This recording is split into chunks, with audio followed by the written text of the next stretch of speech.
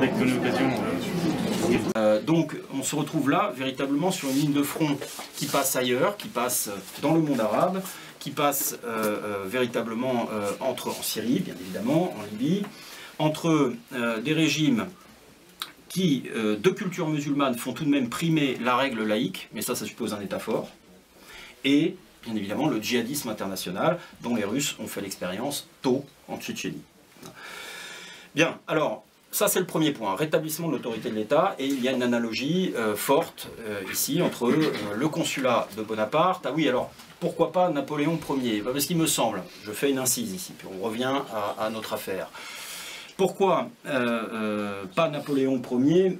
Parce qu'il me semble que Napoléon, et dès les années 1803-1804, c'est-à-dire à la toute fin du consulat, c'est pas un hasard, dans les publications officielles, puisque Napoléon était un grand communicant, un des premiers communicants politiques. Moi je sais que le terme est un peu trivial à appliquer à un tel homme, mais à travers le Moniteur, son journal, il était soucieux de l'opinion. C'est sa dimension de dictateur au sens romain, au sens républicain, soucieux de sa popularité. Bon.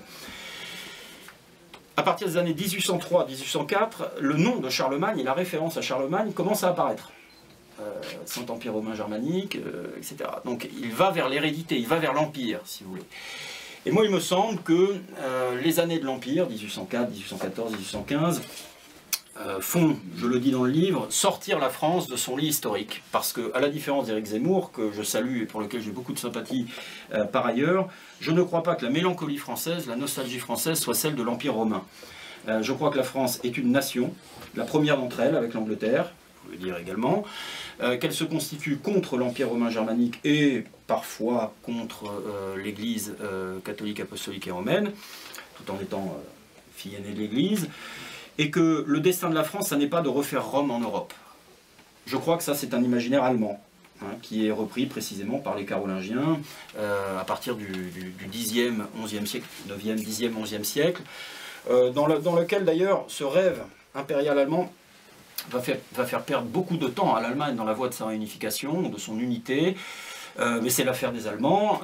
Je ne crois pas que la France soit un empire et qu'elle dusse jamais le devenir. Et il me semble qu'il y a dans la politique impériale une démesure. Alors, les napoléoniens, ils sont très très subtils, j'ai l'occasion d'en lire un certain nombre, notamment Thierry Lenz, qui est véritablement le successeur de Jean Tullard, justifie, ils disent oui, mais comme il y a le blocus, Napoléon est toujours conduit vers l'expansion continentale. Bon, moi je crois que ça renvoie à un imaginaire, hein. Je le disais tout à l'heure, il me semble que l'imaginaire de Napoléon, du jeune Napoléon Bonaparte, est un imaginaire largement impérial, avec lequel il renoue après ce moment consulaire, au cours duquel il rétablit donc l'autorité de l'État, je l'ai dit, et j'y reviens maintenant, la fierté nationale et l'unité nationale. Donc c'est le deuxième aspect de l'œuvre consulaire de Bonaparte. Que va-t-il faire? Il va essayer, avec des fortunes diverses, mais il va essayer de réconcilier les Frances que la Révolution avait opposées. Donc il prononce des mesures d'amnistie, et pour les Jacobins exilés, et pour les émigrés, comme on les appelait. Ça produit un certain effet. Il veut produire une synthèse qui repose sur le principe ni talon rouge, symbole de l'aristocratie, ni bonnet rouge, symbole des sans-culottes, c'est-à-dire des éléments les plus radicaux de la Révolution. Donc finalement, il n'annule pas la Révolution qui a eu lieu, mais il essaye de l'acclimater sous ce climat, je dirais, d'autorité de l'État restauré. Il essaye de l'acclimater à la nation et d'opérer des mesures de réconciliation nationale. Alors ça va aussi sur le plan symbolique. Il supprime la commémoration du 21 janvier, mais il maintient le 14 juillet. Vous voyez, du 21 janvier, c'est la mort du roi, qui heurtait précisément la sensibilité royaliste, mais il maintient le 14 juillet, qui heurte plutôt la sensibilité adverse, ou plutôt dont le maintien pouvait également déplaire effectivement aux émigrés. Donc il y a toute une politique à la fois symbolique et je dirais oui, pratique de réconciliation nationale. C'est ce que va faire Poutine dans un pays profondément commotionné, bouleversé par l'implosion de l'Union soviétique, parce que vous devez savoir quelque chose, c'est que quand vous allez en Russie, vous seriez surpris de mesurer la nostalgie de l'Union soviétique qui anime un grand nombre de Russes. Mais il ne faut pas se tromper. Ils sont moins nostalgiques du régime de parti unique. Vous en entendrez très peu vous dire je regrette le commissaire politique, je sais pas moi, Makaganov, qui faisait la loi dans ma komulka, c'est-à-dire mon appartement communautaire, etc. Pas du tout, ça non. Le régime de parti unique, il ne le regrette pas un instant. En revanche, l'Union soviétique, comme entité à tête russe, parce que c'est un peu la mauvaise foi des Russes aussi, hein. Ils sont pour certains favorables à la multi-ethnicité, au caractère multiconfessionnel, donc post-impérial de leur pays, mais avec une tête russe. Hein, il faut que ce soit les Russes qui commandent quand même. Hein. Donc ça je leur dis souvent. Et en outre d'ailleurs, ils l'ont fixé dans leur constitution. Hein. Primat de la langue, des traditions, des valeurs et de l'histoire russe, alors que la Russie est par ailleurs un État fédéral, multiconfessionnel, multiethnique. Bon, donc saine mauvaise foi peut-être, hein, l'égoïsme national peut être parfois un signe de santé. Oui. Donc, il fallait tout de même réconcilier les époques. Alors là, la politique symbolique de Poutine est, je n'hésite pas à le dire, extrêmement brillante. Il rétablit les armes impériales sur le drapeau de l'armée russe. Il rétablit la musique de l'hymne national soviétique, mais avec des paroles nouvelles, mais conçues par le même auteur. Il valorise des dissidents de l'époque soviétique, et en même temps, il maintient le jour du tchéquiste. Alors la Tchéka, vous savez, c'est l'ancêtre du KGB. C'est une sorte de... Vous savez, j'ai eu à aller dans un commissariat en Russie, je vous rassure, hein, pour un motif tout à fait bénin, hein, ni trafic d'armes, ni d'organes, ni rien. Et vous voyez la photo de Félix Dzerzhinsky, donc fondateur de la Tchéka, un homme extrêmement à la fois brillant et brutal, qui effectivement est le fondateur d'une police politique qui, au cours de la guerre civile consécutive à la révolution d'octobre, sera impitoyable. Mais il est populaire parmi les policiers. C'est la continuité historique russe. On est étonné aussi d'entendre des gens parfaitement libéraux, et parfois même ultra-libéraux, hein, vraiment des businesseurs, hein, des businessmen, valoriser Staline. Mais pas Staline comme modèle politique, ça il voudrait y revenir pour rien au monde, mais Staline comme acteur de la grande histoire russe, de la grandeur nationale russe. Alors ça choque, parce que nous sommes, à l'ouest de l'Europe et en France tout particulièrement, dans une psychologie repentante et autodépressive. C'est pas du tout le cas des Russes. Les Russes peuvent avoir des tendances à une forme d'autophobie, ça peut, une sorte de... Mais alors elle est d'une nature tout à fait différente, c'est-à-dire que les Russes désespèrent de la Russie. Il y a une manière, une manière comme ça de désespérer parfois du désordre ou de l'homme russe. Les femmes peuvent être parfois un peu désespérées parce qu'ils ont un peu des comportements à risque parfois. Bon, il y a des choses comme ça. Mais ils ne sont absolument pas dans la haine de soi construite et je dirais presque pavlovienne pour le coup, qui s'est répandue en France ces 30 ou 40 dernières années. Hein. Là, on est vraiment dans deux univers tout à fait différents. Donc, réconciliation nationale autour des symboles, hein. L'orthodoxie. Poutine est l'acteur de la réconciliation des églises russes de Russie et de l'étranger, donc réunification aussi du culte orthodoxe. C'est un de ses grands succès intérieurs en 2007. Et de façon plus générale, il incarne cette continuité parce que, à la fois, il dit souvent que, au fond, le système n'était plus viable, que l'Union soviétique n'était plus viable, et il prétend avoir rompu avec lui sans trop de regrets. Et en même temps, il en affirme la nostalgie et surtout la grandeur de l'Union soviétique. Vous savez, il y a cette fameuse formule, hein, la dislocation de l'Union soviétique est la plus grande catastrophe géopolitique du XXe siècle. On ne la comprend que si on comprend que du point de vue russe, ça a été la destruction, l'implosion de l'Union soviétique, d'un ensemble auquel ils étaient affectivement liés et auquel étaient affectivement liés également un certain nombre des peuples qui étaient sous l'autorité ou sous la domination, si l'on veut, tsariste. On trouve des nostalgiques de l'Union soviétique au Kazakhstan. Alors après, moi comme je suis nationaliste, j'observe tout de même qu'en 1991, la plupart ont tout de même voulu s'émanciper. Ce qui est le signe d'ailleurs que les constructions impériales sont sans doute moins durables que les nations. Tout empire périra, disait Jean-Baptiste Durezel au début des années 80. J'ai tendance véritablement à penser que l'unité, si vous voulez, éthique et culturelle et linguistique d'un peuple est toujours plus durable que les constructions impériales. D'où le fait que si je suis bonapartiste, je ne suis pas, d'ailleurs j'allais dire je suis peu, je ne suis pas napoléonien, si vous voulez. Bon. Donc, opération tout à fait consciente d'elle-même de réconciliation nationale. Il offrira des obsèques nationales à Yeltsin également, vous voyez, donc il essaye véritablement de réunifier la Russie autour de ses traditions. Je sais que certains parmi vous sont particulièrement sensibles à ce Poutine qui s'oppose à l'évolution, l'involution, la dégradation des mœurs à l'ouest de l'Europe. La loi sur l'interdiction, portant interdiction de propagande homosexuelle à l'égard des mineurs a été bien évidemment tordue dans tous les sens du côté de l'Europe de l'Ouest. C'est un des aspects effectivement de son œuvre.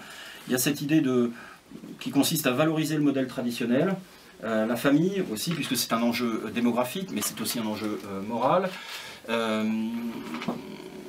Il me semble toutefois que le personnage est beaucoup plus riche, puisque c'est la troisième et dernière dimension que j'aborderai avec vous, et on va aller vers l'Ukraine, à savoir la géopolitique. J'avais commencé par ça, Poutine résistant au nouvel ordre mondial, eh bien je vais y revenir pour conclure.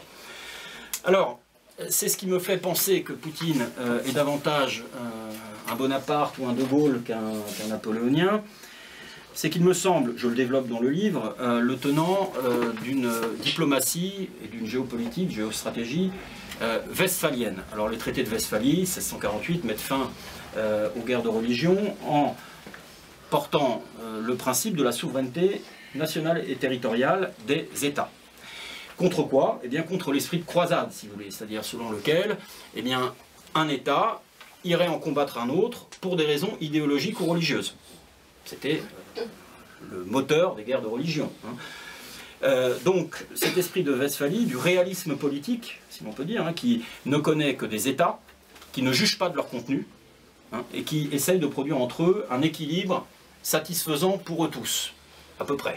Équilibre toujours imparfait d'ailleurs, parce que si vis pacem parabellum, si tu veux la paix, prépare la guerre, dit l'antique formule latine, eh bien c'est toujours vrai, et Poutine est tout à fait capable de faire parler la force, mais il essaye de construire un discours de géopolitique qui peut s'appuyer d'ailleurs sur un grand nombre de préconisations de l'ONU, qui sont souvent bafouées allègrement par les Américains, qui reposerait plutôt, le corpus juridique de l'ONU, la doctrine, si on veut, repose plutôt sur les principes de Westphalie. L'idée de coexistence des nations souveraines, plutôt que sur le principe, si vous voulez, d'intervention, de droit d'ingérence. Alors, naguère au nom de Dieu, aujourd'hui au nom de l'homme, de l'humanitaire. On ne fait plus la guerre à entendre nos dirigeants. On fait des opérations de police humanitaire. Bon, pour Poutine, c'est la guerre. Voilà, et puis pour moi aussi, si je puis me permettre de coller mon nom au sien. Absolument. Voilà, c'est la guerre. On fait la guerre en Syrie, on ne va pas sauver des populations. On a fait la guerre en Libye, on n'est pas allé sauver Benghazi. On est allé détruire un régime qui déplaisait justement aux tenants du nouvel ordre mondial, puisque c'était un régime laïque, autoritaire, et au passage plutôt soutenu par la Russie. Donc, je crois que c'est vraiment un tenant de la politique nationale, nationaliste, si on veut, du réalisme politique aujourd'hui. Et c'est en ce sens qu'il me semble plus important que les dirigeants chinois ou indiens. Car en effet, précisément, c'est ce qui lui vaut l'hostilité coalisée de l'ordre et des élites euro-atlantiques. D'ailleurs, petite confidence, quand je commence cet ouvrage au tout début de l'année 2011, je ne pouvais pas prévoir le surcroît d'audience historique et internationale que prendrait mon sujet. Il était déjà pour moi de dimension historique, mais là je dois dire que sa saison 2013-2014, si j'ose sourire un peu sur des réalités qui sont bien évidemment tragiques, puisqu'il y a derrière cela la question de l'Ukraine, je dois dire que ça je ne l'avais pas prévu, mais ça a confirmé mon intuition initiale et je m'en félicite. Par ailleurs, ce qui est amusant tout de même pour continuer sur un ton un peu plus léger, c'est le style personnel de Poutine, qui lui vaut sa popularité en Russie, et puis qui, je dois dire, a attiré ma sympathie. Alors ça va de la plus grande brutalité, hein. Nous irons, dit-il en 99, buter les terroristes tchétchènes jusque dans les chiottes. Voilà, voilà qui, je dirais, rompt avec le langage plat des chancelleries. On n'est pas dans le lisse diplomatique. Il y a aussi celle qui je crois, est sans doute la plus drôle. Quand il dit « Est-ce que vous êtes un démocrate, monsieur Poutine ?» Mais oui, je suis un démocrate, je suis même le seul, je suis même le dernier. Et depuis Gandhi, je n'ai plus personne à qui parler. Voilà. Donc celle-là... Moi-même, j'ai été un peu interdit. Ah oui, tu vois, d'accord. Pourquoi pas. Il faut la sortir. Il faut la sortir. Le fait de comparer Snowden à Andrei Sakharov, dissident de l'époque soviétique, et de dire non, nous n'extraderons pas Snowden, surtout pas dans des États qui pratiquent la peine de mort, surtout les États-Unis. Toujours est-il que, véritablement, il y a une dimension mal connue du personnage, puisque, encore une fois, c'est un portrait de Poutine. J'ai eu à rétablir la vérité dans une émission sur Radio Courtoisie, d'ailleurs, qui sera diffusée le 6 mars, de midi à 13h.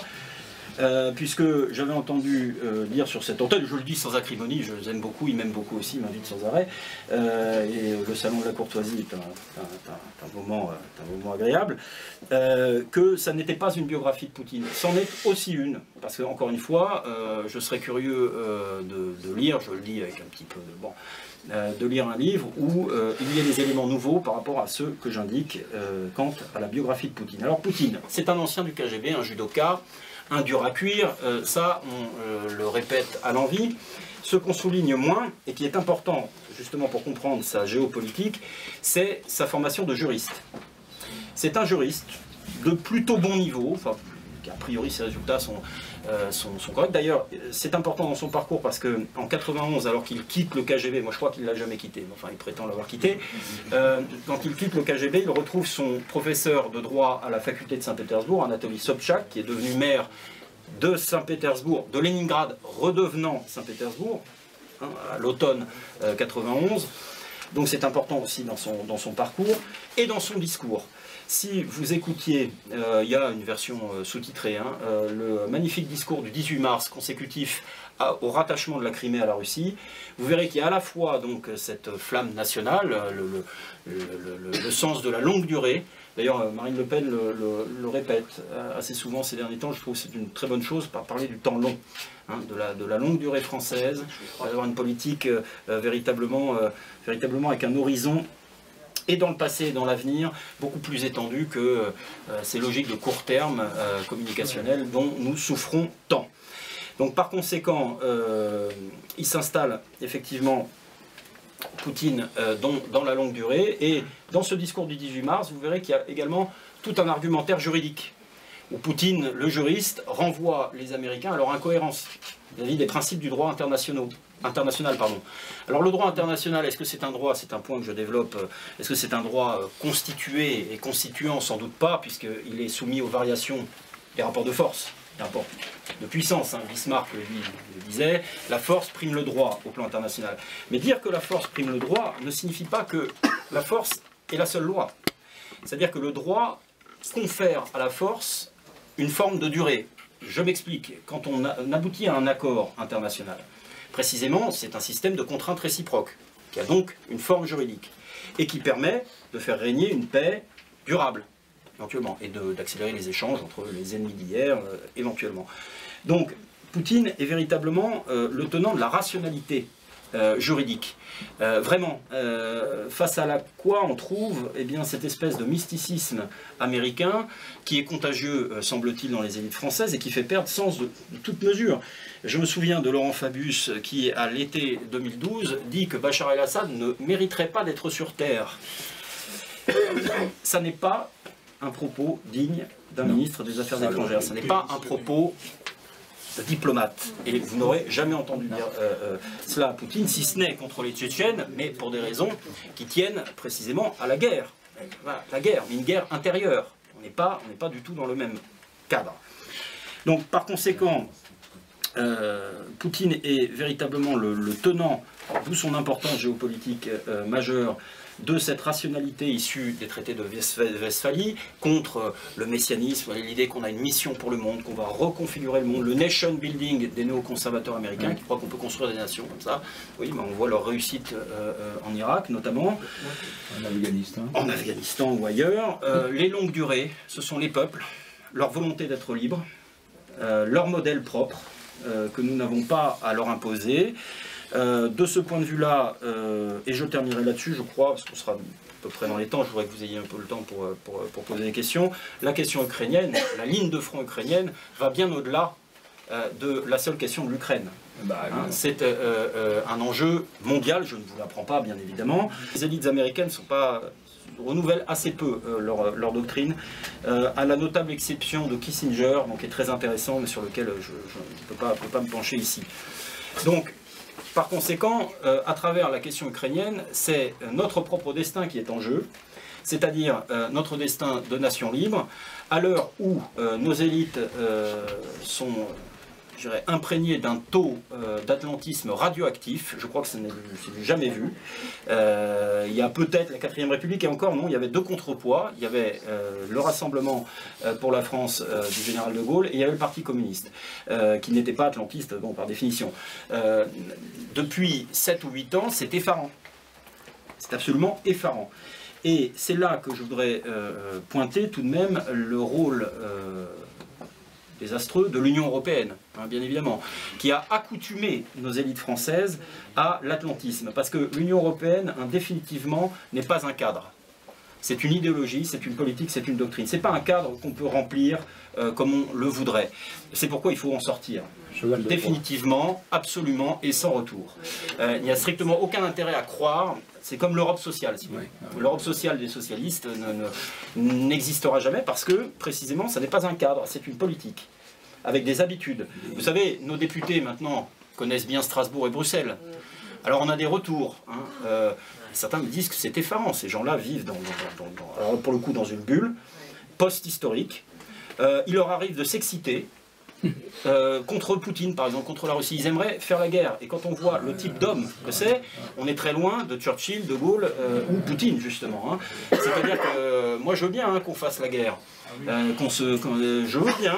J'ai quand même tendance à penser, sans être un pacifiste vélant, que c'est une décision grave qu'on impose à un peuple et qu'elle ne doit pas être prise à la légère, et surtout pas pour compenser sa propre inconsistance, ce qui est quand même l'impression irrépressible qu'on éprouve devant notre président quand il se délecte à parler de guerre. Parce que quand on est incapable, je dirais, d'incarner autre chose qu'au mieux, une mairie de Corrèze, hein, voire un conseil général, ou peut-être, je ne sais pas, bon bref, c'est trop loin. Donc, oui, mais c'est-à-dire qu'il n'y a pas, précisément, il n'y a pas de volonté d'établir la France dans son rang, son état dans sa dignité, et de mener une politique indépendante. Alors on est dans la surenchère, ce qui est quand même encore surprenant, hein. Sachons conserver des yeux d'enfant devant les réalités. Moi je dois dire, j'arrive encore à être effaré, oui, j'arrive encore à être effaré devant le fait que les élites françaises sont presque plus atlantistes que les élites américaines aujourd'hui. Ce qui est quand même un comble, hein. Notamment sur la Libye, sur la Syrie aussi, où au fond on voyait qu'Obama était sans doute plus réceptif aux arguments de la partie syrienne et russe. Bon, c'est absolument effarant. Et effectivement, ce livre, je l'ai dit, est un livre de français et un livre patriote. J'appelle de mes voeux la formation d'élite, de nouveau nationale, qui précisément sortirait la France de cet empilement de tutelles économiques, intellectuelles, géopolitiques, sur lesquelles on est branché en prise directe quand on est à Strasbourg et à Bruxelles. Bien sûr, les députés européens, je pense que de toute façon, ils vont un jour... Enfin, ça perce comme ça entre nous en interne, mais il faudra qu'il y en ait un qui écrive un livre là-dessus, hein, sur ce qu'on entend à Bruxelles, sur la consanguinité, je dirais morale, hein, la consanguinité morale de ces élites-là, qui précisément sont tellement habituées à ne pas penser dans les catégories de l'intérêt national, que c'en est effarant. et qui, encore une fois, s'excitent. Alors là, Poutine, c'est leur totem d'exécration, hein, c'est vraiment là, il faut aller faire la guerre à Poutine. Eh bien, écoutez, il y a des brigades possibles, hein, ils n'ont qu'à s'engager sur la frontière des républiques populaires de Lugansk et de Donetsk. On les y attend et on verra ce qu'ils valent. Bien, alors pour terminer, donc, je crois véritablement que Poutine est au cœur des choses. La Russie de Poutine, bien évidemment, la Russie de Poutine est au cœur des choses aujourd'hui. Elle est un exemple, pas un modèle, puisque je crois que chacun, encore une fois, doit trouver ses propres ressorts et ses propres ressources dans son histoire, dans son tissu industriel, entrepreneurial, artisanal. Voilà, c'est particularisme, tout à fait. Encore une fois, la question, par exemple la question de l'islam, que je n'ai pas développée, mais je développe dans le livre, ne se pose pas de la même manière en Russie et en France, parce que l'histoire n'est pas la même. Quand Medvedev défendait le principe multiculturel, il faut entendre le russe ici. Il le dit en langue russe et à partir d'un fond d'expérience russe. Ça n'a rien à voir avec le fait de défendre le multiculturalisme en France, qui est une défense à rebours de toute notre histoire, hein, puisque nous sommes un État unitaire, bien entendu. Alors, écoutez, je pense qu'on peut en finir là, et puis je suis tout à fait disposé.